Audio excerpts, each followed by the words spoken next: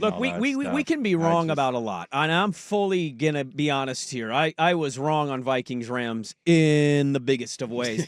I'm asking sincerely, who saw that coming? Nobody. To that level, nobody. 27-9? I think it was similar to the Texans-Chargers feeling, right? Like, if you tell me the Texans win a close game, it's like, all right, I liked the Chargers to win the game. Sure. I'm not shocked. It's the NFL playoffs. They have C.J. Stroud. Like, all right, whatever. It's at home. I could see that.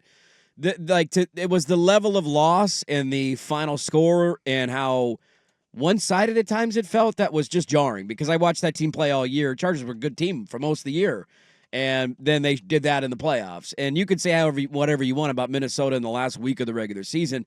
That was to the number 1 seed in the NFC. Like, the Lions look like a wagon. Again, they got a little healthier on defense. So I didn't want to overreact too much to one bad game. Same. Literally 2 weeks ago.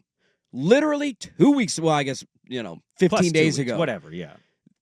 Sam Darnold threw for 377 yards, 3 touchdowns. They beat the Green Bay Packers to set up a chance to win the NFC North and get the 1 seed. He was carried off the field like Rudy. They were showering him with like champagne in the locker room. Crying in the corner. O'Connell's crying. That was 2 weeks ago. Not like, hey, they look good in October for a stretch. That was literally 2 weeks ago, and then that happened. This is the beauty of that sport is we joke about the NBA. The NBA, you can predict a lot and be right because, well, the best of the best and the worst of the worst. You cannot explain things in football. Whether you like the Vikings or the Rams is kind of irrelevant. You don't know who's winning. No. You don't know who's going to play well. You don't like the Packers. I thought they played like dog crap. They had nobody healthy. And the Eagles are sitting here like, hey, you want back in this game? You want to come back in? You want a backdoor cover? The window's open. It's only a 1-possession game right now. It's late in the third quarter. Here was Sean McVay in the locker room, obviously, and we talked a little bit about this on the show. Very emotional time in L.A. Yeah. They moved this game to Glendale. It was part of the reason, and it wasn't like meant to be some like big dig at the Rams, but part of the reason in my mind of the Vikings could win was just the Rams being moved and what's going on in their homes. And then you saw what happened to the Chargers this week, and you're like, did that have an impact on the game? And here was Sean McVay in the locker room after the Rams beat down the Vikings. Tell you what, there's so many guys that we could recognize, but I think this truly epitomizes a team win. Yeah. You talk about a connected group.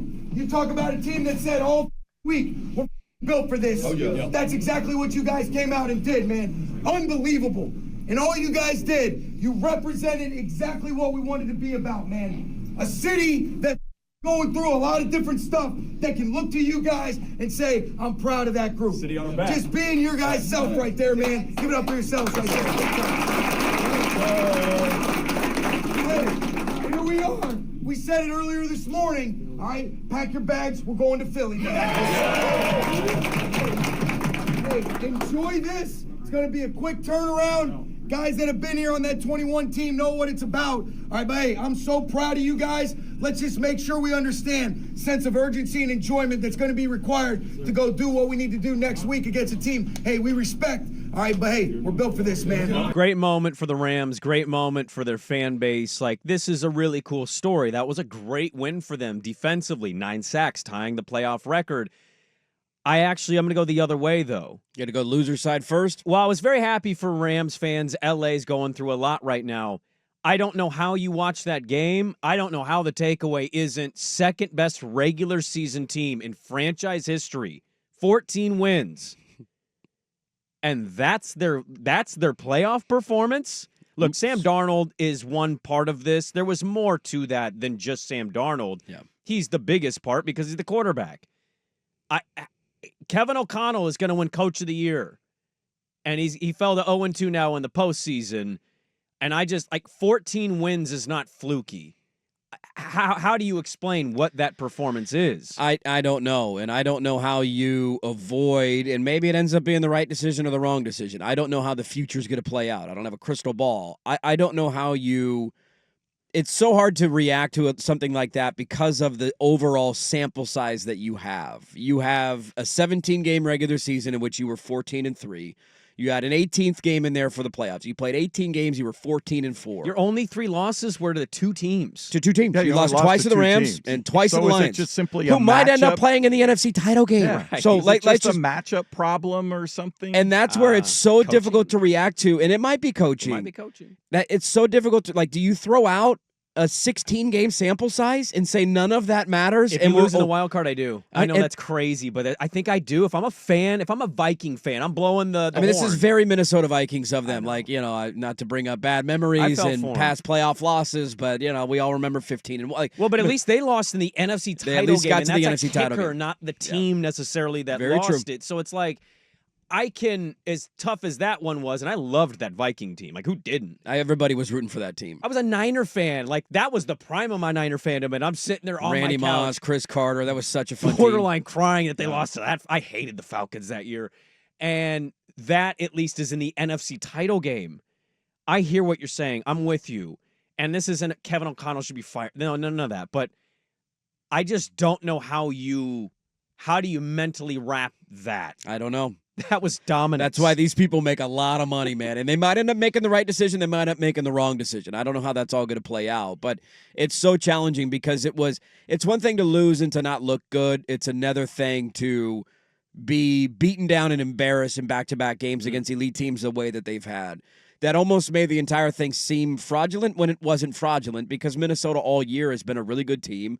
They have quality wins under their belt. Like they beat a lot of playoff teams throughout the course of the regular season. This wasn't some like paper tiger one-score games. Their playoff team a couple of years ago when they made it was a little bit of that. Like if you remember back, I think they were like 9-0 in one-score games. the Kirk Cousins The year, Kirk right? Cousins year. Yeah. They eked out a lot The of Giants wins. lost. You're like, how did they, all right, the Vikings, what? And they kept winning, and they're like, oh, look at that last-second field goal, or oh, they got a turnover when they needed. Like, felt like everything bounced their way. Mm-hmm. And that team losing in the playoffs, I'm sure, was tough for that fan base to handle. But at least there was that in the back of your mind of that was a bit of a fluky run, and you usually don't win that many one-score games. This team felt a little bit different to me. Like Sam Darnold's numbers in the regular season, you can say whatever you want about him right now. He was legitimately, if you just look at the numbers, a top 6 quarterback in the NFL this season. He was top 5 in the NFL in passing yards. He was top 5 in the NFL in passing touchdowns. Like those are bona fide numbers over a course of an entire season. And then in the last 2 weeks of the year, they looked lost offensively. He was overwhelmed and sacked a million times. Their offensive line couldn't hold up, and that was the story of the game last night. Last point to throw at you, and we got NFL Factoid Tuesday to get to here. I'd have to go back and look at how these actually finished, but I went and I counted how many they have on their schedule. For one-score games this year? They won 9 games that are decided by one score. Now, maybe like they beat the Colts 21-13. I don't remember that game in my brain. I don't remember much about that. So maybe one. is there a late score that makes that a one-score result versus it actually, but like the I remember Bears the Jets game. I remember the Jets Jags game. Those were The both Seahawk ugly. game. The Seahawk game, I remember. The Green Bay game, they were Green up big Bay both game. times. Remember, and then Yep. Green Bay came back. They were up by 20 in both of those games, and then Green Bay came So, back. like, some of that is like Green Bay 28-0. They ended up getting outscored 29-3 after going at 28-0. Mhm. So some of that, and the Niners, they won That was in early week in the 2. year. That ended up being 23-17. Yeah. In my mind, I remember that game. It felt like a blowout because there was that big Jefferson play.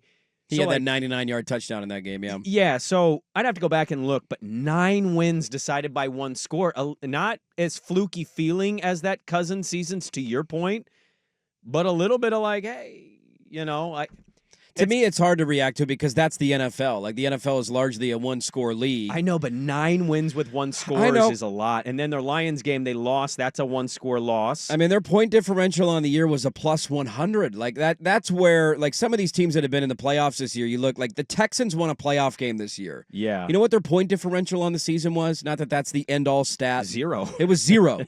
They scored 372 points, and they allowed 372 points. Minnesota outscored their opponents over the course of the regular season in a good division, mind you, and Houston plays in one of the worst in the league by 100 more points than the Houston Texans. By the way, for reference, the Chiefs were plus 59 in that category. Buffalo and Baltimore both plus 157. Yeah, Philly they were two of the was best. plus Philly, we 160. ran away with it. Yeah. Detroit, and they had those couple 50-plus point games, plus 222. Yep.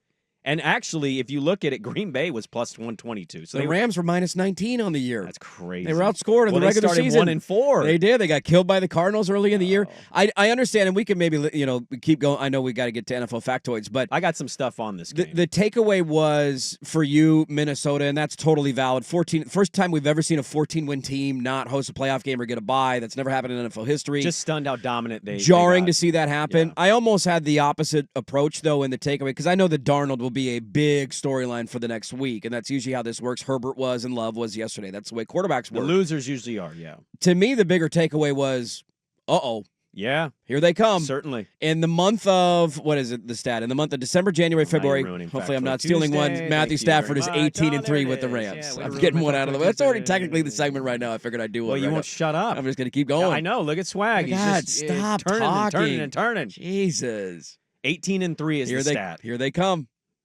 That's a team that looked like last night that I circle and say, I don't want to play them. Well,